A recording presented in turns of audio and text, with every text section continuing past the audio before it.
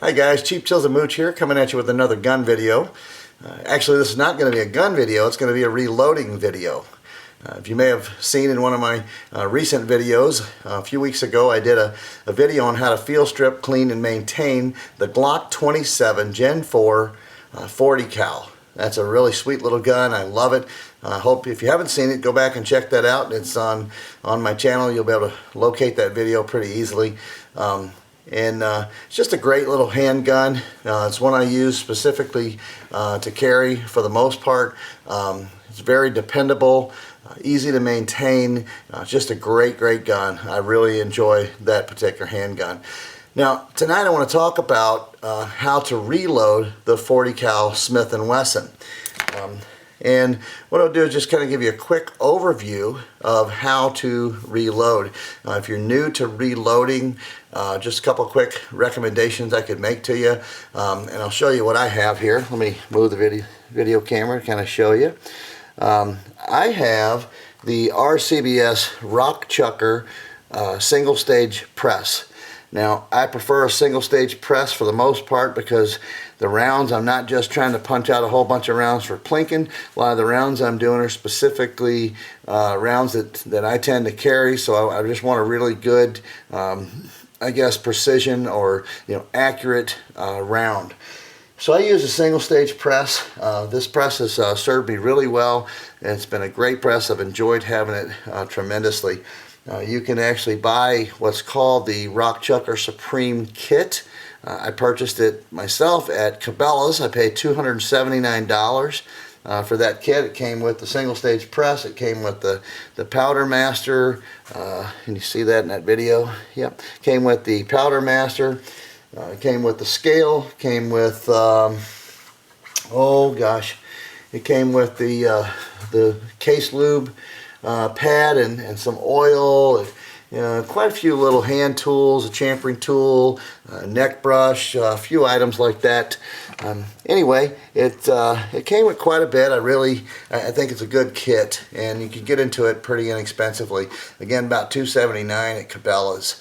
It's a great way to start. Now, of course, if you have experienced in reloading, then of course you can you can spend all kind of money on this things. You can get a Dillon, which is usually pretty expensive. Great press, but again kind of costly. And they make a friend of mine's got one of theirs. They make a really nice progressive press, an AP press, and man, he can just pump them out. I mean, he can make 5 times the amount of rounds in the same time that I can. But again, that's just personal preference. I like the single stage press. So moving on into some of the steps that it takes to reload. One of the first things I do, and I think one of the most important things to do, is inspect your brass. And what I mean by that is you want to make sure that if you're using used brass, you want to make sure that there's no splits, cracks, or bulges in the brass. Safety first, guys. You want to make sure that you got a good, safe round. Just recently, I know another gentleman who reloaded some of his own, and he didn't really pay close attention to the casing, and he actually probably overloaded it a little bit, and it blew up, and it blew the trigger right out of a Glock. I think it was a Glock 17, but anyway, blew the trigger out of it. So, safety first. Make sure that you got a good, safe round. There's no, like I said, crack, splits, or bulges. Once you've inspected all your brass, you want to have a good tumbler. That's something that this kit did not come with, and I bought one for about $65 at Cabela's. Comes with enough corn husk media to probably, oh gosh, I don't know, it's probably going to take me a year before I need more. That's another thing that did come in the kit. The tumbler kit that I bought came with some Cabela's metallic cartridge polish, and you can use Brasso or any kind of brass polish, but usually I'll dump a few hundred casings into the tumbler, a few good sized drops of this stuff, and I've heard everything from run your tumbler from 2 to 4 hours to 8 to 10 hours, and I guess it probably comes down to preference. What I can tell you is the longer you run it, the cleaner and the shinier the brass is going to be. So it just really depends on how that's important to you. Now, for myself, I'm not so much, it's not a hang up for me about how shiny it is, but it's all about timing. And so for myself, before I go to bed at night, I'll load a few hundred, rounds into the tumbler, drop in some of the Brasso, and turn the thing on and let it run all night while I sleep. I get up the next morning, turn the thing off, go to work. When I come home, I've got 200 or 300 rounds of nice, shiny, ready to go brass. Now, so at this point, where we're at is inspect your brass, tumble the brass, clean the brass. Now you're actually ready to set down and get to the press. I'm going to move the camera just a little bit and show you something about the dies here. Now, the die kit that you're going to have for this particular 40 cal Smith & Wesson, it's a 3-piece set. Inside this die set, there's 3 dies. The first one is going to resize and deprime. The second one is going to flare out the neck of the casing so that the bullet itself will set down into the casing.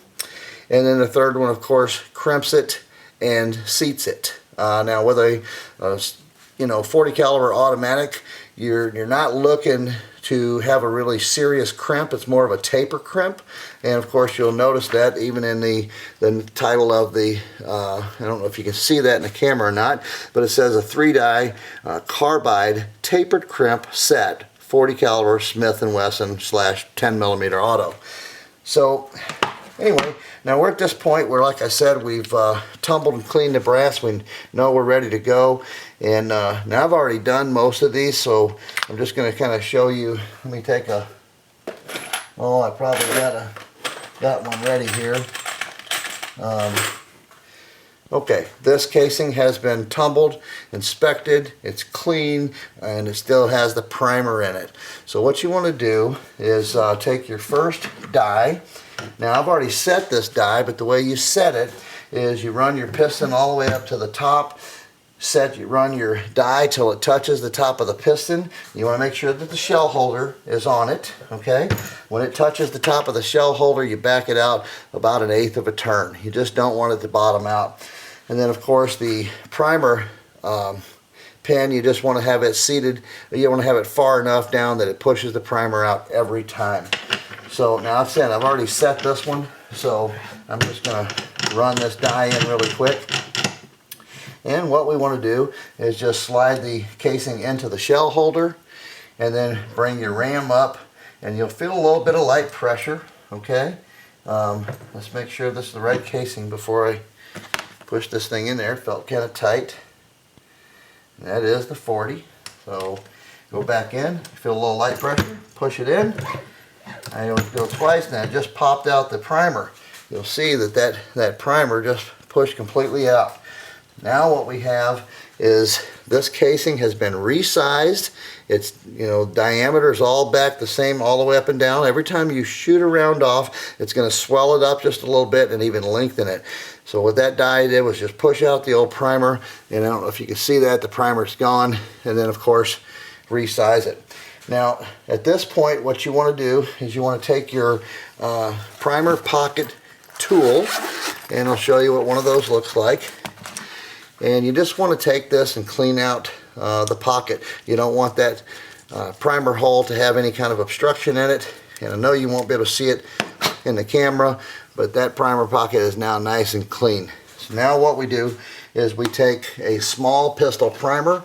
I use the CCI small pistol primers. Excuse me. And now it is time to reload the primer pocket. So I'm just going to take out, I'm going to do one step all the way through.